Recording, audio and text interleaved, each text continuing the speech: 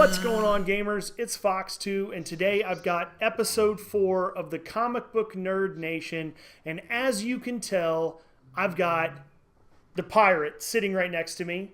Hey, guys. And we've also got Topher. Hey. And we've got the whole effing Brian. Tacos! All right, then. Green Lantern. I don't even... Right. Yeah, there is that. So, wow. Okay, so let's start off by Merry Christmas, everybody that's watching this. Comic Book Nerd Nation. Happy holidays to everybody. I hope everybody's having a great time, having, lots of family time. But thank you for making time for us to talk about all the nerdy shit that we love and that we love that you'd love to hear about. Think about that. Anyway, so the first thing that I want to talk about today is, we were sitting around talking, myself, Pirate, Topher, and the Age of Ultron, Avengers 2. That's the big thing that's coming out. That's the big thing that's coming out here soon. And everybody's kind of, all the comic book nerds are thinking about it and everything like that. Lots of speculation. And our very own Topher, I think he might have a key piece of information that he has thought of. It's pretty good. It's pretty good stuff. So Topher, tell us a little bit about it. Well, I can't necessarily claim that this is entirely my idea. There's a lot of people talking on the internet, but no, hell no, that's you. It's all you. That's yours. But I'm assuming everybody's watching this has seen the first Avengers, and if not, spoiler alert: Phil Coulson dies. Loki stabs him right through the heart. Yeah, spoiler alert. Did I mention that? And in the comics, there's a character who dies and is then brought back to life in the form of a synthezoid, which is basically an artificial life form, kind of like an android, but they've got all kinds of crazy names for stuff in comics. Yes, the Vision. Vision. Created by who? The Vision was created by Ultron. Thank you. Now, if you've been watching the Agents of S.H.I.E.L.D. TV show, you know that they brought Phil Coulson back to life, and that there's currently a big mystery. He's not even sure what happened to him, but everybody's pretty sure that he's dead, and he died, and he came back somehow, and that something inside of him is not quite right about his body. So... Tahiti is a magical place. But Tahiti is a magical place. Now, my personal hope is that they've also said in the first Avengers movie, Coulson mentions dating a cellist who lives in Seattle, and we've been told that the Scarlet Witch is going to make an appearance in some of the new Marvel movies, maybe even sooner than the new Avengers movie, but she'll definitely be in that one. And the comics, again, Scarlet Witch is married to the Vision. And so she also is. Well, cellist. I don't know that that's actually true. There a lot of people were running with that, but that might have actually come from someone in an interview who was just making stuff up about convenient theories. Who said next people are going to say she's a cellist. But even so, but though, even you so, have to say that this is. I mean, you have to say at this point that this is a pretty. It would be pretty cool if they turned A to B to C here. And so it's my personal hope that they turn Mr. Coulson into the Vision. I think that would be amazing. Brian, any thoughts on this? I think we all have the same thoughts on that. I think that, it's been led to that might be what he is, or what they're trying to make him to be. I mean, we all know there's something wrong with him, and it's not that Tahiti... there's something there that's not being said just yet. And, but who knows? They could just be throwing one over our heads, making us think that's what it is. I have just recently read the Age of Ultron series of the Marvel Comics, and I know that, all over the internet, they've, it's not going to be the Age of Ultron, the comic book series and everything like that, but I would highly recommend, if you haven't read the Age of Ultron series, go out and get it and read it, because it's first and foremost, it's an amazing set. It's 11 comics long, 1 through 9 or 1 through 10 plus 10 AI, which is the lead into the Avengers Artificial Intelligence series, which is, I can't wait. I hope it shows up at my door right now while we're recording this. It's going to be awesome. But I would definitely recommend it. It's definitely a must read for me. But secondly, it gives you a glimpse into the history that is Ultron and Hank Pym, Ant-Man, the scientist that created Ultron, and kind of how it all came about, and the relationships that are there between all the different aspects. So, excuse me, this beer is delicious, by the way. So it's definitely something that I would highly recommend everybody check out, and definitely in preparation for the upcoming Avengers movie. That's 2015? Is that when it's coming out? Anybody know? 2015? No, 14. No, 15. So it's coming up 15. this next year. So it's 15. sooner No, than it's- I thought. So it's right around the corner, basically. It's Spring- 2015. I lied. Spring, summer 2015. Yeah. Okay, so not that 6-7 months out tops probably. So Pirate, any thoughts on Agent Coulson and all this? I'm not gonna lie. I've been like having to, I just went back and I'm getting further into the Agents of Shield, and I'm actually at the part where Coulson's actually Spoiler alert. questioning what's going on with him. And he's like, like I really want to know type thing. It's more intriguing, and I'm not gonna lie. I was kind of disappointed with the show. Like the first episode was amazing. After that, I was kind of like, I can't really, like, it's cool, it's whatever. That's why I'm, going back to, I'm like, episode 5 or 6 right now. But, I mean, when Topher approached me with this theory, it was like, wow, dude, like, I need to go back and watch this show. Mind blown. And really, like, pay attention to what's going on with this character and the development of him. Like, right. I mean, it actually, when he told me that, it drew me back, because I'd given up on it, but it drew me back into the show to say, okay, I really need to, like, give forth an honest effort and watch this and pay attention to character I think it's creation really development. something that is just ingenious that they're doing in television these days. And if you guys have something, chime in. But like, they're tying in the storyline of the movies with television shows to draw people to want to go see the next movie. So, it's kind of similar to what they did with Anchorman 2. Everybody has seen all the shit that's on TV for Anchorman 2. They're doing local newscasts. They're doing Dodge commercials, sportscasts on ESPN. They're doing Viral all kinds marketing of stuff to promote this movie on TV episodes to get you to want to go out and see the movie. And I think the Agents of S.H.I.E.L.D., if they play their cards right, this could be like a really huge driving factor to make that potentially the #1 grossing movie in history. Well, one of the things that makes comics so great, like going back and forth, you've got the Marvel universe. It's not like individual series this and individual series that. Even. Yeah, it's the Marvel universe. Everything's tied into each other. I mean, the whole thing. Starting with Secret Wars back in the mid '80s, the big thing is the crossover. Taking your characters from one property into the other, and tying everybody in and having them visit each other in their comic, and it stirs up interest in the other books.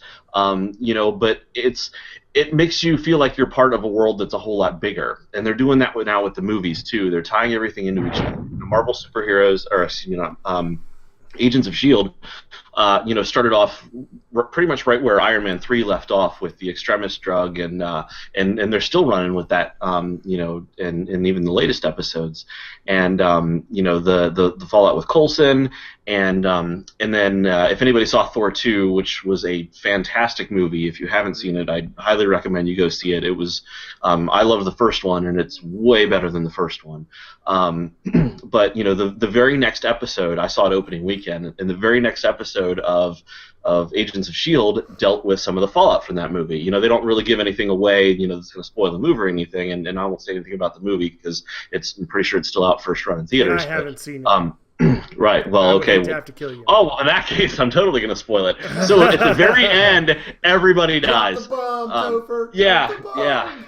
yeah. Odin stabs Thor straight through the heart. It's ridiculous. Right. Hands. So, Brian, any thoughts on this?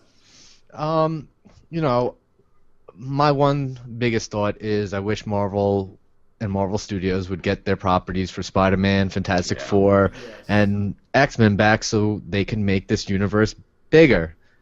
Instead of just having, hey, who owns the rights to those? Dude. Fox owns Fox and owns the Sony. rights to X-Men and the Fantastic Four, but Sony owns the rights to Spider-Man.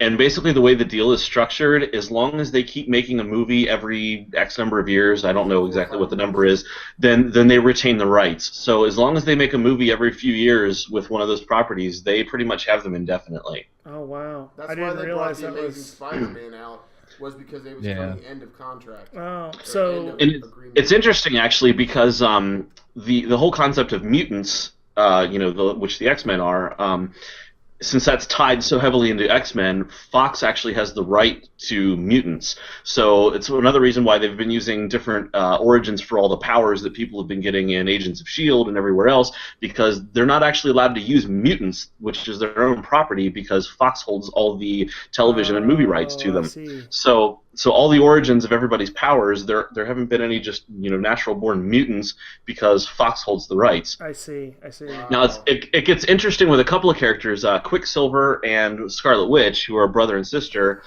They're actually Magneto's children. Magneto being the prime X-Men villain. But they're both mutants and they're Avengers. So it's weird because Fox and Marvel Studios have this weird shared license for them, and so in the next Avengers movie. And Scarlet Witch and Quicksilver are both going to be in the next Avengers movie, but in the Days of Future Past X-Men movie that's coming out next year, Quicksilver is going to be in that too. So it's weird because it's not really crossover; it's two different actors, and both studios are trying to do the better portrayal. I hope that they sort of don't. I compete really with hope each they other. don't mess things up there because that could that's that could be a big really problem. shaky ground. It's displeasing for the eyes when you have to see a character in one movie that you're Right. following, and then you go to another movie and see that same character portrayed completely different by another one. It's just I agree. yeah, I it agree. throws it's no fun. Okay, so I want to change. I'm gonna throw a fork in the road here and change things up. Brian, a few weeks back in I think I want to say podcast number 2. I can't remember. I can't. I'm sorry. I can't help but laugh when I see you with those fucking goggles on. But anyway, you brought up Forever Evil, the Forever Evil series in DC Universe, and I was completely not aware of this at all at that point. But I've dived into this head first and really love it. So I would love to hear your take on where things are at right now with the Forever Evil series. Are you up to date? How much have you read? Have you read the I've read offshoots? every issue up to date. Only 3 issues have come But have you come read the out so offshoots? far. Some of them. Oh, Some you of them, gotta- not all of them. Oh, you have to read them. I've read the Justice League of America, which details what happened to the Justice League, And with Stargirl. and with Stargirl and Martian Manhunter. I've read the Justice League tie-ins, which basically give you background on some of the crime syndicate, which has been awesome so Yeah, far. I'm really looking forward. I have those actually sitting in my bedroom, right on my nightstand, waiting to read tonight, right before I go to bed. Can't wait to read them. I've read Arkham War, which basically details what's going on in Gotham with all Batman's villains trying now to I'm take gonna pause over you right Gotham. there. What do you think of Arkham War? Because that is next to Argus, and we'll get to Argus. Mhm. Arkham War is my second favorite offshoot of this whole series. I think it is really awesome the way that they're doing this. What do you think about the whole idea of Bane trying to take over the whole city and his number one his number one anti-hero or whatever. I don't want to call him a hero or villain, or I don't even know what to call him anymore because everything's so shook up. Is the Penguin and Killer Croc? Well, basically, I like what they're doing with that. Bane's trying to take over Gotham, and it's just him versus all the criminals who've sectioned off Gotham for each person. And I don't know if you've read the last issue that came out last week. Mm-hmm. I think it's number 3. Yep, I have. Basically told that none of these guys fear you because you're not Batman. And he goes and builds himself and he a little. dresses up like Batman. Yeah, and he Yeah. goes after I everybody. seen the cover art for that, and I was like, I even told Fox, I was like, why does it look like? I was like, I swear to God, I was like, what happened here? I was like, Why is he so Batman looks juiced? like Bane. I was like, Yeah. it looks like literally Bane took his costume. I haven't read it, but thank you for letting me know I'm not crazy. I'm not crazy. Yeah, thank you. And if you've been reading the That doesn't mean you're not crazy. That just feels proof Crazy, for but now. not- At least in this situation, Right. I'm not. But he actually gets I think I read a synopsis of a later issue. He actually gets his own quote unquote Robin out of one of the Really? Talons. Yeah. I don't know if you guys know who the Talons are. Basically, when the New 52 started, I think it was Scott Snyder or one of the other writers. Court of Owls? Introduced the Court of Owls, which are these. You don't know who they are. It's like the anti-Batman. Basically. Yeah, they're they're the richest of the richest of Gotham. Had their own underground court, and they have these guys dressed up as Talons or owls that are supposedly, I guess, undead assassins, and they go after Batman and stuff in an earlier issue. So Bane, what the synopsis says is Bane will get a Talon, I guess, as his Robin, and that specific Talon is, I think, Dick Grayson's great-grandfather or something like that, who wow. happens to be one of these Talons So the that he implications awakens. here are just crazy. Yeah. That's wild. I'm personally, I am loving. I'm not particularly a huge DC person. I enjoy some of the Justice League. I really like Justice League Dark a lot. But I'm really loving the Forever Evil series as a whole. And I'm reading, the Justice League Dark, the Constantine, the Suicide Squad, the Justice League America. I'm trying to get all of the offshoots because I liked the Forever Evil. I went out, after that last podcast, I went out and I bought the 2 or 3 episodes of Forever Evil. Yeah, Pyra and I both went. We went together and get them, and we loved them. And I was like, I have to read more. I have to have more. I need to know what's going on. So I just, I looked it up on Comic Vine, and I figured out all the offshoots, and I went out and just tried to collect all of them. And I've just been reading them, and the story arc is incredible. Just the way that they just really flipped it in 180 degrees and made, the really bad villains are the villains, and then you've got villains that are on the borderline that are somewhat heroic, and that questionable morality situation is just I find it intriguing. It's so much. There's so much room for writers in that whole concept too, because 1 minute you could really you hate the villain going into the series. You start liking the villain because you see that they're starting to do more and more right. the overall goodness of the world, and then who knows what and could then happen. it could just completely say screw it. It's endless possibilities. Yeah, I agree completely. Great instruction. And if you guys, I don't know, Topher, have you read much of the Justice League Dark at all? I haven't. I've been very out of the loop on all things DC pretty much. I haven't really read hardly anything. Fair enough. Brian, have you read much of the DC or the Justice League Dark? Only the first 5 or 7 issues, the first trade paperback. Okay, I kept up with it pretty regularly through, I would say, issue 8 or 9. and then I kind of fell off a little bit. You know, I had real life stuff going on, buying a new house, and different stuff like that. Yeah. How is that more important You could than have got comic so books, much more right? comic books than your house. Right, you know, yeah, Just saying. tons of comics. But anyway, Got some yard work to do. right, I have tons of Got to yard work prune to some do. hedges, motherfucker.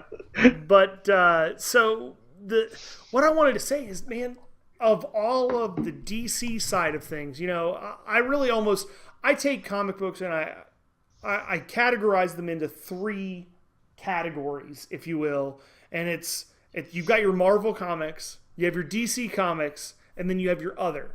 And that's not to disrespect the other, because there's plenty of, you know, Zenoscope and Image and Dark Horse and stuff that I really like. It's just they're not the big 2. Just from you know, it's like Nike and Reebok. Okay. You have Nike and Reebok for shoes, and then you have the other shoes. But but the thing is, the reason why I don't break them down into 3 is because you said, yes, you have the big 2. You have Marvel and DC. You know what I mean? 90% of comic sales goes probably to those 2. And you have that other 10% of Dark Horse, Dynamite, you know, And some great comics. Yeah. Don't get me wrong. Some absolutely amazing There's stories also through those. different, like some comic companies that are like some of the independent comic companies will only have like take Scott Pilgrim versus the World. Like Amazing story, by the way. It's a storyline, but it's superhero, Yes. but it's more like real life issue. It's kind of like that's kind of a bad example. Let's take I can't even think of one, but there's so many written that don't even include superheroes anymore. I agree. You know what I mean? To get back to my point, though, like I see what you're saying, but to get back to my point is, if I take just the DC side of things, my total overall from the New 52, Justice League Dark, the way that it's written, you know, I like the artwork a little better from Justice League, but Justice League Dark, the writing is just so captivating. It makes you want to go a little bit more, read a little bit further into it, get to that next issue. You know, it's very enticing, I guess is a good way to say it. I really like the way they portrayed Swamp Thing in the New 52. Yeah. I was hesitant at first, but dude, Swamp Thing is amazing. Agree. Like the way it's been portrayed. Okay, so before we finish things up today, I have one more topic that I want to talk about, and that's awful comic book movies. Giggles from the peanut gallery. Judging by the smiles and giggles, we're gonna go over here to Cyclops, or should I say Brian, and we're gonna let him go with the first crack at this. Number one, if you had to pick one terrible comic book movie, what would it be? Hold on, I have it sitting right here next to me because I actually want to get rid of it soon. Bear with me. I'm going to drop some shit. Right here, Elektra. Oh! Bringing out the heat fast. Okay. It is- Ben it is- Affleck comic book lineage. Okay. It He's didn't bringing the even heat. capture the character of Elektra from the comics. It just was an awkward movie about I don't even Having know boobs what. and wearing leather. Yeah, But and that's- but- ninjas that just sucked, and you know, she just wasn't the Elektra that you thought she was going to be. Even in Daredevil, when she popped up, she wasn't Elektra. She was Jennifer Garner trying to be tough with a couple of size and It was stabbing ninjas. it was Alias. Superhero. Yeah, lineage. yeah. I know Topher has something to chime in about this movie, so we'll pan over here to him. Well, you know, my answer when I first started thinking about this was Batman and Robin.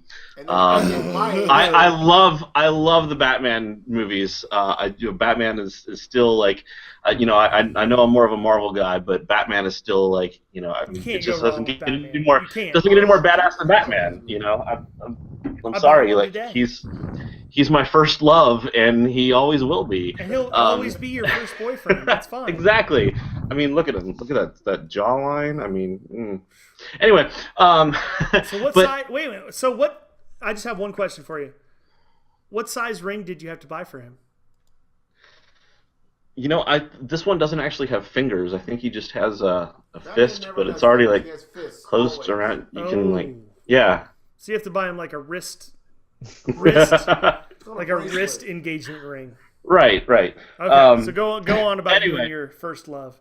Anyway, so Batman and Robin was the, I want to say, mid to late '90s. It was the George Clooney incarnation of Batman. I mean, the original Adam West, Worst Batman choice. Worst was so choice for campy. Batman ever. and yet the old '60s Batman was still hilarious in how awful it was. Then Michael Keaton did it, and it was surprisingly good. And then Val Kilmer stepped in for Batman Forever, and that was even fairly solid. But George Clooney as Batman, Chris Evans played a decent Dick Grayson. Anybody But I mean, can play Batman. You have to play Bruce Wayne. Yeah, exactly. And I'll be honest, George Clooney failed. And George Clooney didn't even play Batman. Like, I'm sorry, like he was not. He was awful. He was so bad at it. And the villains that I get that they were supposed to be set in the same, pretty much the same universe as the Michael Keaton and Val Kilmer Batman. So they were running through the villain list, and the villain list for that one. I mean, they're not horrible Batman villains, but they're B or C list at best. Like Mr. Freeze and Poison Ivy. Both can be solid characters. And in the animated series, they were both really good characters. But in this movie, you had Arnold Schwarzenegger doing Mr. Freeze, and Uma Thurman did a decent Poison Ivy. But the Mr. Freeze scenes, I mean, it was a choreographed dance. They brought people out on ice skates and just did like a freaking ice show out there. Like it was terrible. The fight scenes, I mean, they were it was like watching the Olympics in some weird other country. Other dimension of in some other dimension. It was so bad. So is that when Arnold Schwarzenegger had he had some crazy medical condition like his heart? Yeah, he was Mr. Freeze. He was Mr. Freeze. No. I mean, in real life, he had a heart attack filming it, and it actually delayed the movie. I don't know. Like that. I don't know. I just remember that sticking out in my head for some reason. I don't know why, but it looks like we lost Brian. I think we lost Brian. So that was the first thing I thought of, and to this day, I end up buying copies of pretty much every superhero movie because I like them all, and that is still one I don't own. And then when we were talking about it the other day, Pirate over there reminded me of the other movie that was so horrible that I actually blocked it out of my memory and couldn't even think of it to give it as an answer to this question. So I'm gonna let him tell you what the other worst comic book movie of all time is. So we was talking about this, and this came up over some beers and stuff at the bar, and I'm like, worst comic book movie? Whatever. I started thinking, and it was X-Men's. My answer was not the movie that X-Men Origins Wolverine is the worst comic book movie ever, but specifically the way that Deadpool is portrayed in this movie. In my opinion, makes I thought it was worse. X3. No. It was X-Men Origins. Oh, Wolverine. Okay. So you take Wade Wilson, who is Deadpool, right? And you say, what was his nickname, Topher? I believe it was Merc with a Mouth or Merc with a Mouth. Mm-hmm. Okay, sew his mouth shut. In the movie, they sew his fucking mouth shut. Yeah. Right out the gate. Come on, dude. Seriously. And I love Ryan Reynolds in that role. I really do think he's great for it. And it's nothing against, it's no slight against him whatsoever, because there's actually, for years now, there has been a script for a really good Deadpool movie in the works that Ryan Reynolds has been attached to, and he wants to play it, and he wants to do it, and the script writers have been basically begging the studio to let them release it, but they've been having a lot of trouble finding backers for it, and I think that will be amazing. But this movie just got it totally wrong. Wolverine Origins was just so bad. Again, they took several older D-list, people from the Marvel Universe and threw them in this movie, and just the way they they ruined good characters. Deadpool was so good, and they ruined him. They threw a couple other people in there with him to create him somehow. I don't even remember exactly how they did it. Well, He basically everyone's stole a bunch of abilities. people's powers and put them all together into this one. Yeah. And then and the other thing everybody was excited to see was Gambit was going to be in the movie. Oh, and he was I mean, it was okay. Like I don't know if that guy would have been a decent Gambit because he got all of 3 minutes screen time. It's like they're like, oh, Gambit's in this movie, and then and he's gone. Where did he go? Is he coming back? No, I guess not. That's the end of the movie. I remember a scene in an older X-Men, and somebody was on a computer or something like that. They were scrolling through files. And you've seen like Beastman, you've seen Gambit, you've seen all these other like X-Men aliases, and it was like X-Men 1 or X-Men 2. It was it was either X-Men 1 or X-Men 2. Yeah, I don't remember which one, but Mystique breaks into some place and she's basically going through the computer list of known mutants, and all the real names are scrolling past, and everybody was like, Remy LeBeau, that's Gambit. Oh my god. Yeah, it got me so excited to see Gambit because that was always one of my favorite X-Men. Just his flashiness, the way he just was like, you know what I mean? Like, didn't care. Like, and when they showed Gambit in that one, and that they showed him as a like an Origins era, like, he was only involved in the X-Men briefly, like, it's like, wait a minute, dude, he was a very important X-Men. Like, I agree. Yeah. How can you just throw him in there just because as a cameo like that, and not have him do what he's done comics based? Right. And I enjoyed the portrayal. Like I thought the actor, for the few minutes he was on screen did a fairly decent job. Like, but then he was gone way too fast. Yeah, exactly. And the special effects in that movie were so awful too. Like when they first show Wolverine getting his claws and he's in the he ends up at the one people's farmhouse, and he's standing there in their bathroom, and he's got the claws, and he's sitting here like looking in the mirror at them, like and they look like freaking balloon animals attached to his hand. Like I'm not even, like they don't look sharp, they don't look real. They look like CGI balloon animals attached to his hands. They always look like that. No, they looked so much better in the X-Men movies. Like they in the X-Men 1 through 3, they looked realistic enough. Just bad and then this one was just awful. And, even amongst comic readers, Agent Zero, as one of the primary antagonists, he's just not that major enough a character to really... And Will.I.Am having a role in there. I mean, really, what? That movie was just awful. I could talk all day about how bad it was. Yeah, there was a lot of weirdness on that. Like, the whole team construction. I thought Agent Zero was, believe it or not, the weakest character, but yet the best portrayed as far as a bad guy in there. Like, I mean, it was so bad, I thought that's the only one you could relate to. Like, it was horrible. Like, I gotta result to Agent Zero because he's the only one that I'm really hoping gets killed. The only reason I can't really find fault with him is because he didn't have enough lines to make fun of. Basically, well, yeah, there you go. Okay. He was the silent badass, who walked around, and I guess there were a sufficient number of explosions happening behind him, to portray the character accurately. Yeah, I mean, but we don't know what to do here. Let's blow something. I'm gonna chime in with my worst comic book. And this is partially because of what I'm a fan of. And you guys both know exactly what I'm going to say, blah, blah, blah, whatever. But I have to say it. It's the Hulk movie with Eric Bana. Not Bruce Banner. Not Bruce Banner. Like I said last episode. Yeah, on the other episode, I was referring to this movie. It's Eric Bana as playing Bruce Wayne. Bruce Banner. How many times are you gonna fuck this up? Wow, I'm a little yeah. All right, fair enough. Eric Bana playing Bruce Banner. I correct myself. So this movie's terrible. I mean, from the kernel seed of conception, this movie is awful. It takes and completely disgraces everything that is the origin of the Incredible Hulk. As an Incredible Hulk fan myself, So having, right over here you can see over my shoulder an entire long box of nothing but Incredible Hulk comic books. I love the Incredible Hulk on the wall behind me. Okay, as I just about smacked the pirate in the face.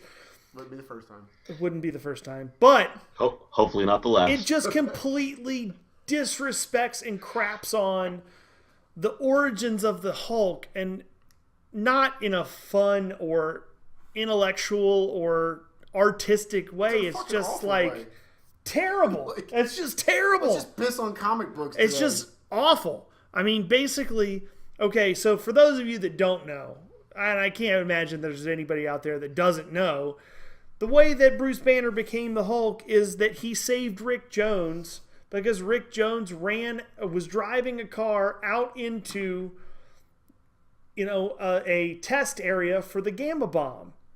And Bruce Banner rushed out there, threw him into a trench, and he took the direct force of the Gamma Bomb directly to himself, and that created the Incredible Hulk, which was initially, he turned into the Incredible Hulk every night as soon as nightfall fell, similar to like a werewolf type of situation. He was written in conjunction with Dr. Jekyll and Mr. Hyde. Yeah. It was similar to a Dr. Jekyll, Mr. Hyde feel to it originally, and that's morphed into what it is today. But the Eric Bana movie, which is just like the Antichrist of Incredible Hulk. How do you really feel? Don't hold back. No, it's basically like I gotta sacrifice walking across the line, turning around and pissing all over the line.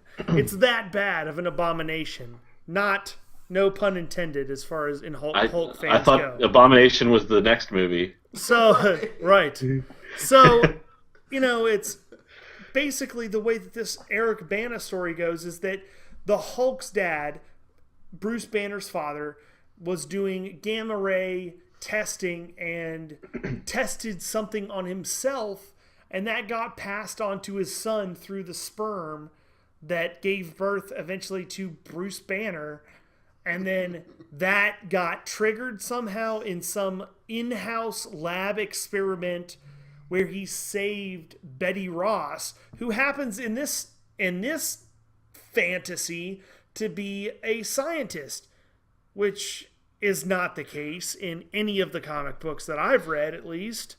Fill me in if I'm wrong. That's sexist. Are you saying that only no, in I'm fantasy just saying, could the female be the smart one? Scientists. That's all. I'm just saying these comic books were written in 1962. So women were in the kitchen. They were not in the laboratory. And in these comic books in 1962, Bruce Banner was a brilliant scientist, and Betsy Ross was like talking about how great he was. Actually, even Betsy though Ross he was a green monster. Actually, Betsy Ross was sewing the American flag. You mean Betty Ross? Go back and read your comics. Whatever. I don't even care. I don't even like you. I don't even like you anymore. Bruce Wayne and Betsy Ross. Whatever. I don't even like you people anymore. Oh shit! All right. I've actually got. All right. I've actually got a question for you, Fox. Okay, fair enough. So you were talking about Rick Jones in the origin of the Hulk. With Bruce Banner saving him, pushing him into the trench, and that's how he becomes the Hulk, and he's been plagued with this condition his entire life. How do you feel about them later on turning Rick Jones into his own superhero and making him A-bomb and giving him all this gamma radiation anyway? Doesn't it kind of negate Bruce Banner's heroic sacrifice? It kind of does, and I've read some issues around that whole thing, and I have mixed feelings about it, to be honest with you. As a Hulk, you're a big, huge X-Men fan. Pirate, he's real big into Punisher. Hulk is my character of choice. Mixed feelings. Like, it's kind of a bummer, for sure. But on the off side, there are instances where Rick Jones really shows that he enjoys the power that he has been given, and he likes it. Whereas Bruce Banner really regrets it and really doesn't like it and fights against it most of, throughout, 300, 400 odd issues. I think that it was I think it was a really good way to twist the story and give Rick Jones a key role to help the Hulk. You know, if you read the Return the Hulk Favor versus Red Hulk series, if you read the Hulk versus Red Hulk series, there's a lot going on there where, you know, where Rick Jones as A-Bomb gets a chance to help Hulk, gets to help a chance to help Bruce Banner, Hulk / Hulk, whatever. So, you know, I think it was something that, I don't know if I would say it needed to happen, but I think it was a welcome twist to the storyline, would be how I would, I guess, classify it, I guess is the best way to say. So plus, you know, like, in a sense, he did save him, because if the initial experiment would have turned Rick James into the Hulk, then in a way Bruce Banner saved him from that fate. You know, at least Rick James is in a place where he likes his power. Right. He respects it and cherishes. So, all right. Well, I'm going to have to say this has been one hell of an episode of Comic Book Nerd Nation. Thank you to Topher, Pirate, Brian, who somehow magically disappeared. Off the face of the earth. He probably went skiing down a ski slope, judging by his facial gear for the entire episode. If you guys like the episode, make sure you click the like button. If you're new to the channel, click the subscribe button. Comic Book Nerd Nation every single Wednesday, 12 p.m. noon Eastern Standard Time on New Comic Book Day. Always on New Comic Book Day. Just saying. Merry Christmas from everybody here at Comic Book Nerd Nation. We all appreciate your support. And make sure you stay tuned for new updates. We're working hard to get the podcast available on Android as well as the iTunes. So Free shit coming. Free shit. We're going to be giving away some stuff here real soon on Comic Book Nerd Nation. So make sure you stay tuned. We're going to be giving away probably some comic books, maybe some video games. I don't know. I don't want to give anything away.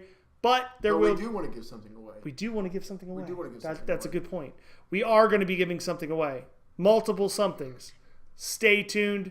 Thank you for being a fan, and have a great day.